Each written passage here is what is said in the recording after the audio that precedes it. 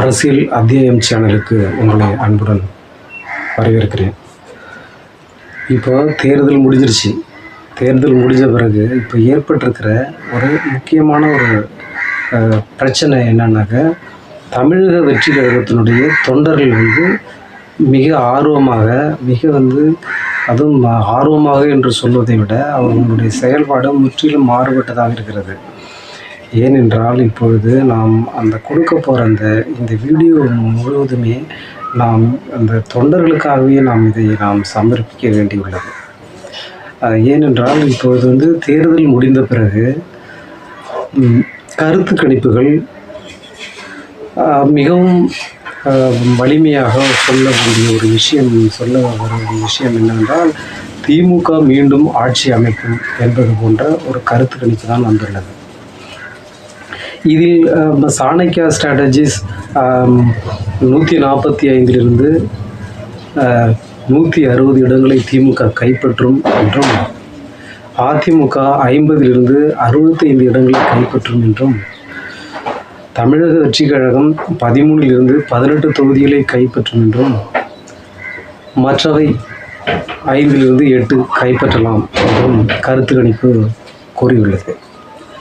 இது சாணக்கியா ஸ்ட்ராட்டஜிஸினுடைய கருத்து கணிப்பு. பீப்புள் பல்ஸ் என்ன கூறுகிறது என்றால் அதே தான் இதுவும் கூறுகிறது. அதில் சற்று மாறுபாடு உள்ளது.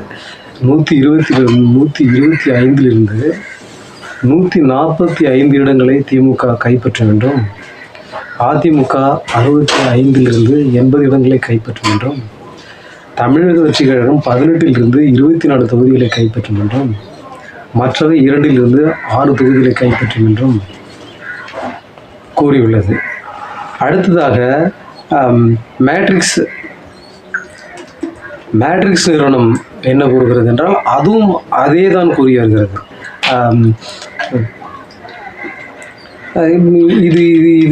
இந்த முடிவுகளை நாம் பார்க்கும் பொழுதே திமுக எந்த அளவுக்கு செல்லும் என்பது, வெற்றியை அது நிலைநாட்டும் என்பதும் நாம் பார்க்க முடிகிறது.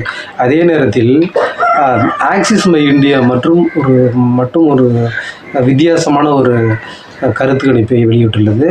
அதில் தமிழக வெற்றி கழகம் 98 120 இடங்களை கைப்பற்றும் என்றும், திமுக 92 110 இடங்களை கைப்பற்றும் என்றும், அஇஅதிமுக 22 32 தொகுதிகளை கைப்பற்றும் என்றும் ஒரு வித்தியாசமான ஒரு கருத்து கணிப்பை இது கூறியுள்ளது. இதில் நாம் சொல்ல வேண்டிய விஷயம் என்னவென்றால், 234 தொகுதியில் உள்ள தமிழகத்தில் 118 இடங்களை கைப்பற்றும் கட்சியே ஆட்சி அமைக்கும். ஆனால் இதில் ஆக்சிஸ் மை இந்தியா நிறுவனம் கூறியிருப்பதை நாம் எப்படி பார்க்கிறோம் என்றால், 98 120 இடங்கள் என்று கூறும்பொழுது 118 இடங்களை அது கைப்பற்றலாம் என்பது போன்ற ஒரு கருத்து கணிப்பை அது வெளியிட்டுள்ளது. இதில் நாம் இந்த கருத்து கணிப்பில் நாம் மிகவும் ஆழமாக செல்ல வேண்டியதில்லை. ஏனென்றால் கருத்து கணிப்பு கிட்டத்தட்ட திமுக வெற்றி பெறுவதையே அது பிரதிபலிக்கிறது. ரிபப்ளிக் டிமார்க் நிறுவனம் எடுத்த ஒரு கருத்து கணிப்பு, டிஎம்கே 125 இடங்களிலிருந்து 145 இடங்கள் வெற்றி பெறும் என்றும், ஏடிஎம்கே 65 85 இடங்களை கைப்பற்றும் என்றும், தமிழக வெற்றி கழகம் 16 26 இடங்களை கைப்பற்றும் என்றும், அதாவது மற்ற கட்சிகள் 1 6 வரை கைப்பற்றும் என்றும் கூறியுள்ளது. இதில் பீப்புள் பல்ஸ் பாண்டிச்சேரியிலும் வெளியிட்டுள்ள ஒரு கருத்து கணிப்பு நாம் பார்க்க வேண்டியுள்ளது. என்ஆர் காங்கிரஸ் 16 19 தொகுதிகளையும், காங்கிரஸ் 10 12 தொகுதிகளையும், தமிழக வெற்றி கழகம் எதுவும் அதற்கு 0 பாயிண்ட் கொடுத்துள்ளது. மற்றவை 1 2 என்று கொடுக்கப்பட்டுள்ளது. இதில் இப்பொழுது நாம் அந்த தமிழக வெற்றி கழகத்தினுடைய அந்த பொறுப்பாளர்களுக்கும் அதன் தலைவர் அவர்களுக்கும் நான் கொடுக்கக்கூடிய ஒரு முக்கியமான ஒரு கோரிக்கை இதுதான். அதாவது தேர்தலில் வெற்றி தோல்வி என்பது சகஜம். இது தலைவர் மட்டத்தில் உள்ள மற்ற எல்லோர்களுக்கும் தெரிந்திருக்கும். இதில் நாம் பேச வேண்டியது ஒன்றுமில்லை. ஆனால் தமிழக வெற்றி கழகத்தினுடைய அந்த தொண்டர்கள் இன்னும் ரசிகர்களாகவே இருக்கிறார்கள். அவர்கள் தொண்டராக மாற்ற வேண்டிய பொறுப்பு அந்த தமிழக வெற்றி கழகத்தினுடைய தலைவர்களுக்கும் அந்த பொறுப்பாளர்களுக்கும் உள்ளது என்பதை நாம் கூற வேண்டியுள்ளது. ஏனென்றால் அவர்கள் போடும் வீடியோக்கள் மிகவும் ஒரு அபாயகரமான வீடியோக்களாக இருக்கிறது. ஏனென்றால் நாங்கள் எங்களுடைய தலைவர் விஜய் அவர்கள் வெற்றி பெறவில்லை என்றால் நாங்கள் உயிரோடு இருக்க மாட்டோம் என்பது போன்ற ஒரு வீடியோக்கள் மிகவும் அதிகமாக வந்து கொண்டிருக்கிறது. இதில் நாம் மக்கள் அனைவரும் பார்த்து மிகவும் அதிர்ச்சியாகவே அதை பார்த்து அதிர்ச்சி அடைகிறார்கள் என்பது நாம் இதிலிருந்து தெரிந்து கொள்ள வேண்டியுள்ளது. இதில் இவர்கள் அந்த தொண்டர்களை மிகவும் பக்குவப்படுத்தி ஆசுவாசப்படுத்தி அவர்களிடம் இவர்கள் நேரடியாக அவர்கள் பத்திரிகை மூலியமாக மீடியாக்கள் மூலியமாக பேட்டியை கொடுத்து மக்களுடைய அந்த ரசிகர்களை அந்த தொண்டர்களாக மாற்றி அவர்களுக்கான தேர்தல் என்பது இப்படித்தான் இருக்கும், அது எப்படி வந்தாலும் அதை ஏற்றுக்கொள்ளும் பக்குவம் உங்களுக்கு வேண்டும் என்பதை அவர்கள் கூற வேண்டும் என்பதுதான் நம்மளுடைய முக்கியமான ஒரு இந்த வீடியோ நம் போடுவதற்கு காரணமே. அந்த தொண்டர்கள் இன்னும் ரசிகர்களாகவே இருக்கிறார்கள், அவர்கள் இன்னும் தொண்டராக இல்லை. அந்த தொண்டராக ஆக்கி அவர்களுக்கு ஒரு பக்குவத்தை கொடுக்க வேண்டும். ஏனென்றால் இதே திமுக அதிமுக கட்சிகள் எல்லாம் மிகப்பெரிய தோல்வியை கண்டுள்ளது. ஆனாலும் அந்த தொண்டர்கள் பக்குவப்பட்டுள்ளார்கள். அதனால் அதை ஏற்றுக்கொள்ளும் பக்குவம் அவர்களுக்கு இருக்கிறது. அதிமுகவிலும் தோல்விகளை கண்டுள்ளார்கள், மிகப்பெரிய தோல்வியை கண்டுள்ளது திமுக அதிமுக போன்ற கட்சிகள். ஆனால் அந்த கட்சியில் உள்ள தொண்டர்கள் யாரும் இப்படிப்பட்ட ஒரு மோசமான ஒரு வீடியோக்களை போடுவதில்லை, மோசமான ஒரு செயலை செய்ததில்லை. அதாவது அவர்களுடைய உயிரை மாய்த்து கொள்ளுமா அளவுக்கு அவர்கள் சென்றதில்லை. ஆனால் இப்பொழுது இந்த தமிழக வெற்றி கழகத்தினுடைய தொண்டர்கள் மிக மோசமான ஒரு வீடியோக்களை நாம் பார்த்து வருகிறோம்.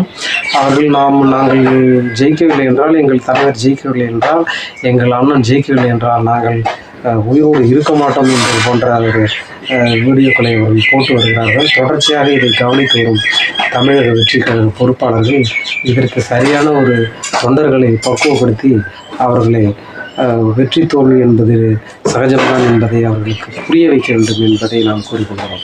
இதில் எல்லா கட்சிகளும் எல்லா நடிகர்களும் எத்தனையோ நடிகர்கள் கட்சி ஆரம்பித்துள்ளார்கள்.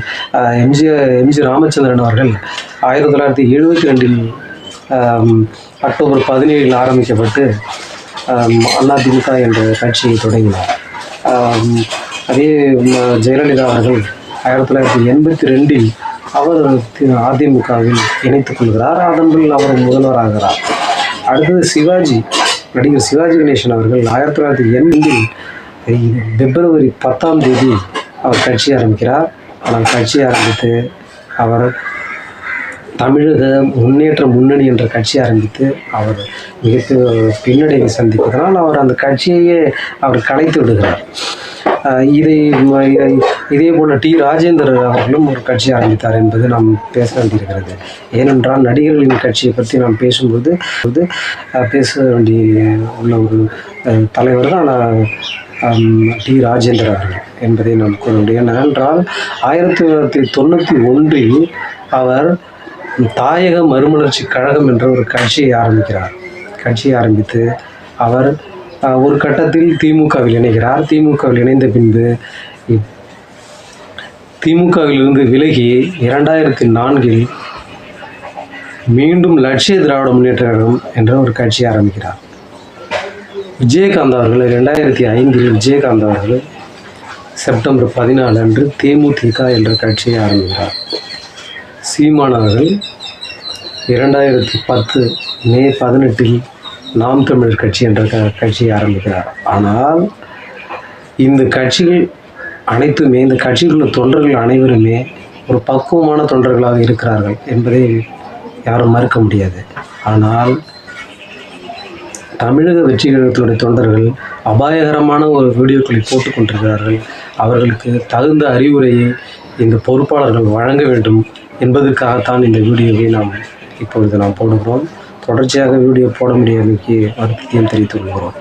இதில் நாம் இன்னொன்று பேச வேண்டிய விஷயம் என்னவென்றால், நடிகர் கார்த்திக் கூட ஒரு கட்சி ஆரம்பித்தார். அதாவது அவர் 2009 அகில இந்திய நாடாளும் மக்கள் கட்சி என்ற ஒரு கட்சி ஆரம்பித்தார். அதன் பிறகு 2018 மனித உரிமை காக்கும் கட்சி என்ற ஒரு கட்சி ஆரம்பித்தார். அவர்களெல்லாம் செயல்பட முடியாமல் போயுள்ளது. அதனால் அதற்காக தொண்டர்கள் அப்படிப்பட்ட ஒரு முடிவை எடுக்கக்கூடிய ஒரு சூழ்நிலைக்கு எந்த தலைவர்களும் கொண்டு சென்றதில்லை என்பதை தமிழக வெற்றி கழக தலைவர்கள் நன்கு உணர வேண்டும்.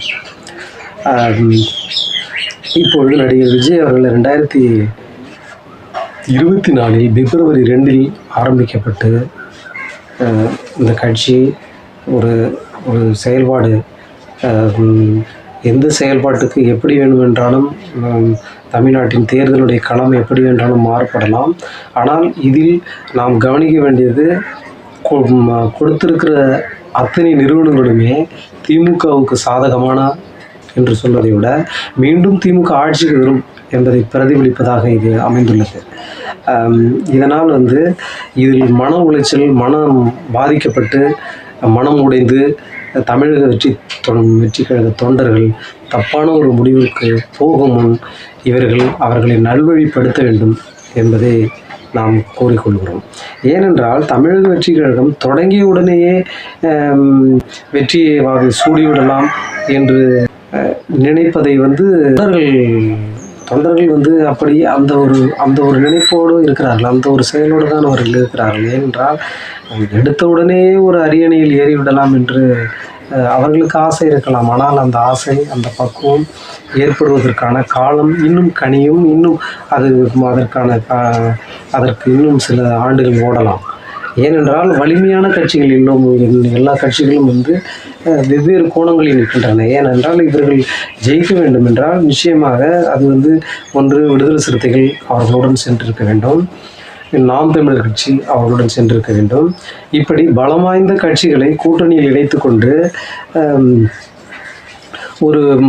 ஒரு வெற்றியை நாம் எதிர்பார்ப்பது சரி. ஆனால் பலம் ஆரம்பித்த உடனே ஒரு மிகப்பெரிய பலம் வந்துவிடும் என்று சொல்லிவிட முடியாது. ஏனென்றால் நடிகர்களுடைய இந்த மோகம் தமிழ்நாட்டு மக்களிடம் அதிகமாக இருக்கிறது.